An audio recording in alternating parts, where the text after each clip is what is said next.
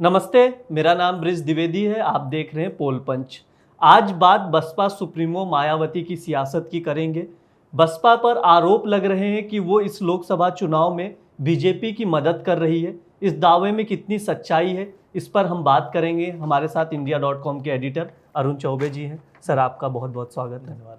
Sir, क्या लग रहा है, क्योंकि लगातार बीजेपी जो आरोप लग रहे हैं बसपा पे कि वो बीजेपी की इस चुनाव में मदद कर रही है इनडायरेक्टली, अप्रत्यक्ष रूप से, कितना सच है इस दावे में? धन्यवाद ब्रिज। हाँ इस बार का चुनाव थोड़ा खास है। खास इसलिए क्योंकि यहाँ बीजेपी ने 400 पार का नारा दिया है। हाँ जी। वहीं पर इंडिया ब्लॉक के जो एग्जिस्टेंस की बात है, क्योंकि इंडिया ब्लॉक अगर इस बार अच्छा नहीं करती है तो उसके लिए बड़ी मुश्किल होगी।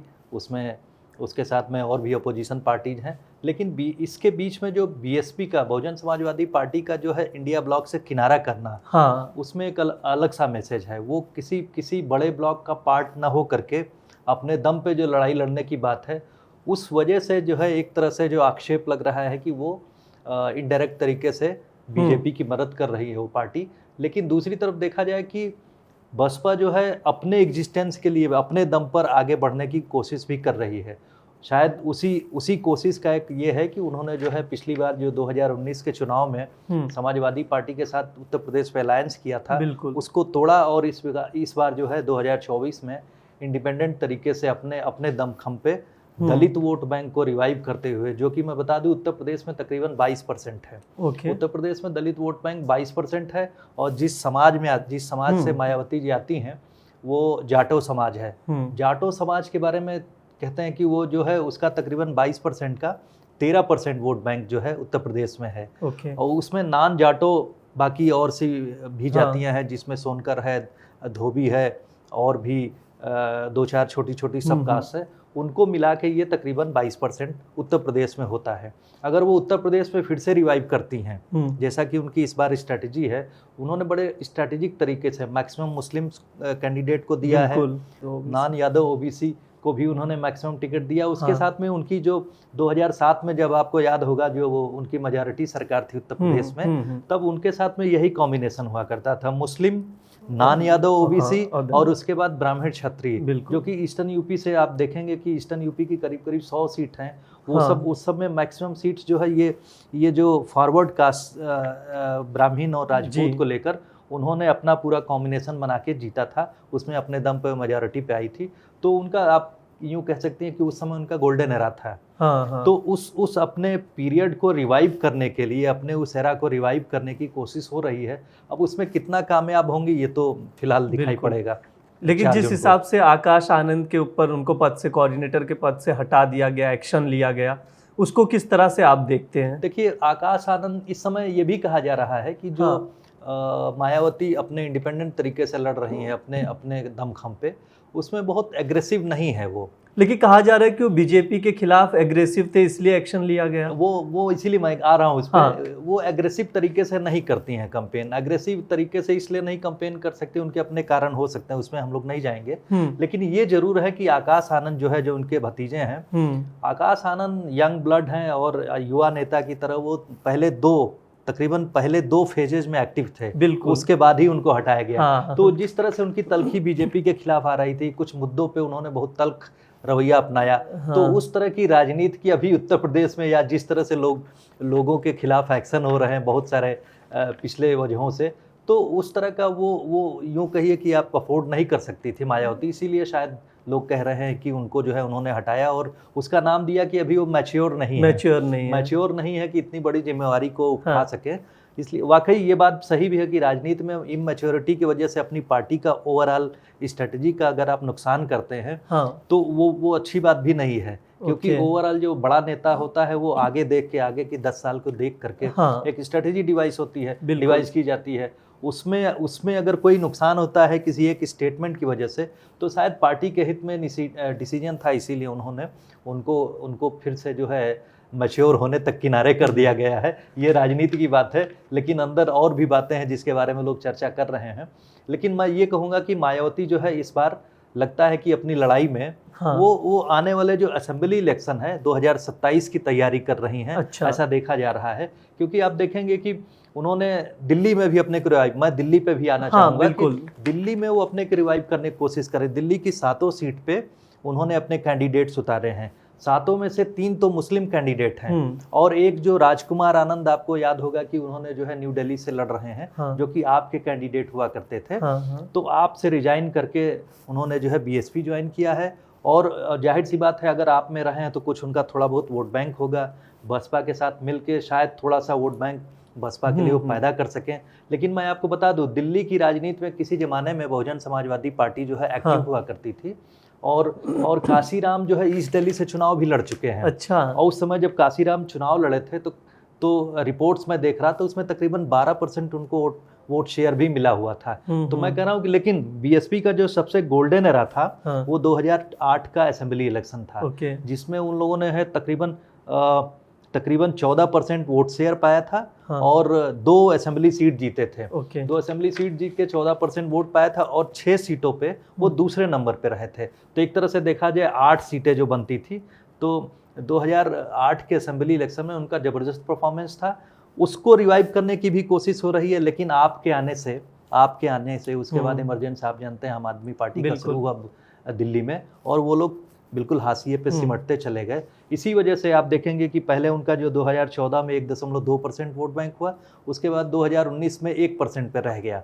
इस तरह से बीएसपी जो है बिल्कुल जो उसकी जो उदासीनता थी, उदासीनता थी या फिर उनका जो है अकेले दम पे रहना, आइसोलेट अपने को कर लेना, उसके कई कारण हैं।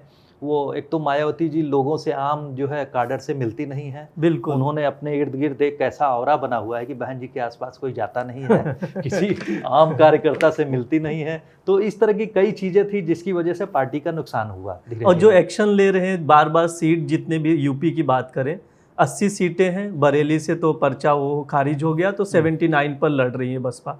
इसमें कई ऐसे जिले थे जहां से बार बार कैंडिडेट बदल दिए गए। इस वजह से भी कहा यह जा रहा है कि बैलेंसिंग करने के लिए कि बीजेपी को फायदा पहुंचे, इसलिए ये कैंडिडेट बदले गए। पैटर्न देखा जा रहा है क्योंकि जो 79 सीट्स हैं उसमें से जो आप अगर उसमें मैं एक आंकड़ा देख रहा था, उसमें तकरीबन 27-28% जो है उन्होंने जो है मुस्लिम्स को कैंडिडेट को दिया है, मुस्लिम कैंडिडेट को दिया है। और 23% के आसपास जो मैं आपसे कह रहा था, तो उसी जो ओवरऑल जो सीट्स है उनका परसेंटेज बता रहा हूँ। अच्छा। उसका 23% जो है उन्होंने ब्राह्मण और राजपूत को दिया है, ये मिलाया है। उसके बाद 21% जो है उन्होंने जो है नान यादव ओबीसी को दिया है और 8% यानी कुछ यादवाज को भी दिया है। अच्छा। तो उसमें जो यादव वर्सेस यादव भी हो रहा है उत्तर प्रदेश में।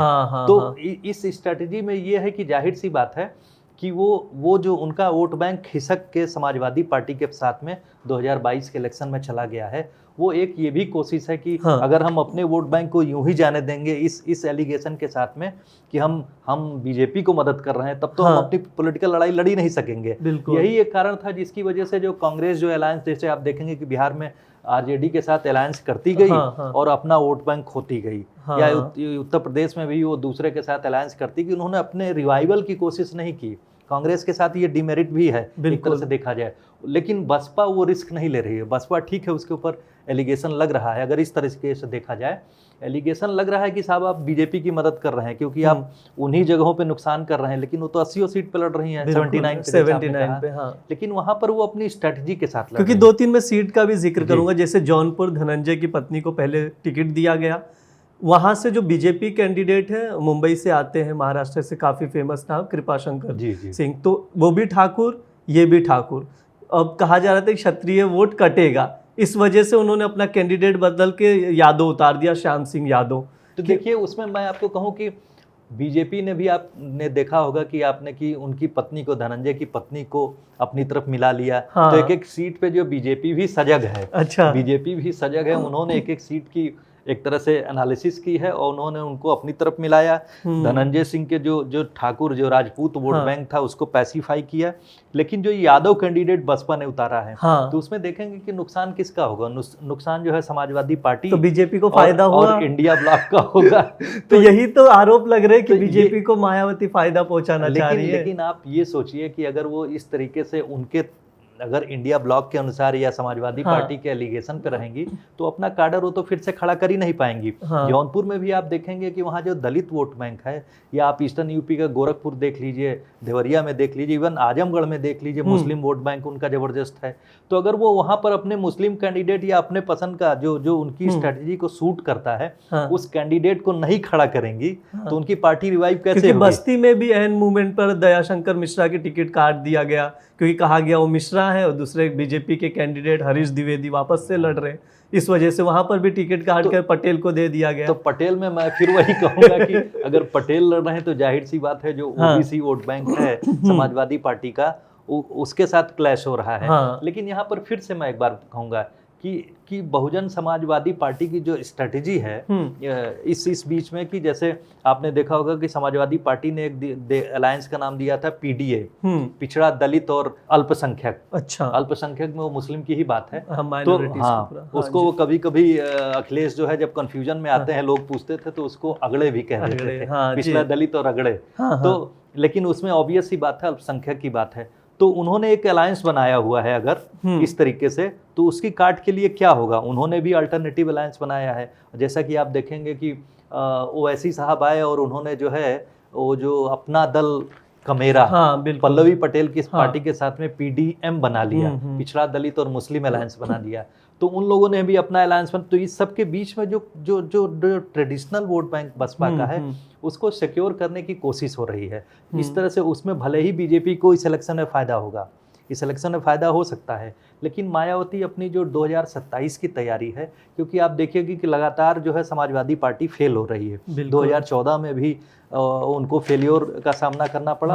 आप 2019 में वो बसपा के साथ थे, इसलिए उनको जो है तकरीबन जो है 15 सीट मिली थी दोनों अलायंस को मिलकर, जिसमें बसपा को 10 मिली थी, समाजवादी पार्टी को 5 मिला था। और बसपा ने यानी मायावती ने ये एलिगेशन लगाया था कि समाजवादी पार्टी का वोट बैंक उनकी तरफ ट्रांसफर नहीं हो रहा है, जबकि मैंने अपना वोट बैंक, अपना दलित वोट बैंक जो है, जो कि तकरीबन उस समय उस इलेक्शन में आता है 20% 22% के आसपास। 10 में से तो 3 मुस्लिम कैंडिडेट ही जीते थे बसपा तो से। उन्होंने अपना वोट बैंक ट्रांसफर किया था। ऐसा इसी वजह से जो है उन्होंने अपने को अलग कर लिया था। और आप देखेंगे कि उन्होंने जो उसके बाद 2022 का इलेक्शन लड़ा जो असेंबली का, उसमें एक ही सीट जीत पाई, लेकिन उनका परसेंटेज जो है 19% के आसपास इंटैक्ट है, उनका वोट प्रतिशत जो है इंटैक्ट है। इसीलिए शायद वो आसान्वित है कि अपने इस वोट बैंक को मैं जो है बढ़ा के जो है 2027 की तैयारी करें, क्योंकि वो जो है स्टेट लेवल पे अगर लगातार समाजवादी पार्टी जो है अपना वोट बैंक खो रही है या लगातार हार का सामना कर रही है, तो जाहिर सी बात उससे जो डिसिल्यूजन्ड होकर वोट बैंक जाएगा, जो उनका वोट बैंक का, चाहे मुस्लिम हो या कुछ परसेंट जो दलित भी शिफ्ट हो गया है, तो वो वोट बैंक जो है उन बसपा में ये जो विचार चल रहा है कि वो शायद उधर शिफ्ट होगा फिर से अपने ओरिजिनल पार्टी की तरफ से। इस तरह का मंथन चल रहा है। और आप जानते हैं कि राजनीति एक इलेक्शन तक सीमित नहीं होती है, उसमें आने वाले 2 इलेक्शन की आपको स्ट्रेटेजी बनानी पड़ती है, नेक्स्ट 5 ईयर प्लानिंग करनी पड़ती है, तभी आप चुनाव के मैदान में डटे रह सकते हैं। मुस्लिम का जो परसेंटेज है इस बार जो सीट देने का लगभग 20% है, काफ़ी इंटरेस्टिंग है। कहा यह भी जा रहा है कि मुस्लिम्स के वोट काटेंगे, बी टीम है बीजेपी की, इस तरह के। तो मैंने कहा ना कि परसेंटेज काफ़ी ज़्यादा है। जी, इसलिए भी आप देखेंगे कि इस बार अगर हम देखें लोकसभा के चुनाव में, तो आप देखेंगे कि जो ओवरऑल हमारी सीट्स हैं लोकसभा की, उसमें तकरीबन 86-90 के आसपास जो है मुस्लिम डोमिनेटेड सीट्स हैं। मुस्लिम डोमिनेटेड सीट्स हैं, लेकिन आप देखेंगे कि जो ज़्यादातर पार्टीज़ हैं, कांग्रेस ने जो है पिछली बार जो है ज़्यादा मुस्लिम को दिया था, लेकिन कांग्रेस ने भी कंपैरेटिवली इस बार कम मुसलमानों को टिकट दिया है। समाजवादी पार्टी ने भी कम दिया है, और बीजेपी ने 1 को दिया है, जदयू ने 1 को दिया है उनके साथ में। इसी तरह से आरजेडी ने भी अपने मुसलमान कैंडिडेट कम किए हैं।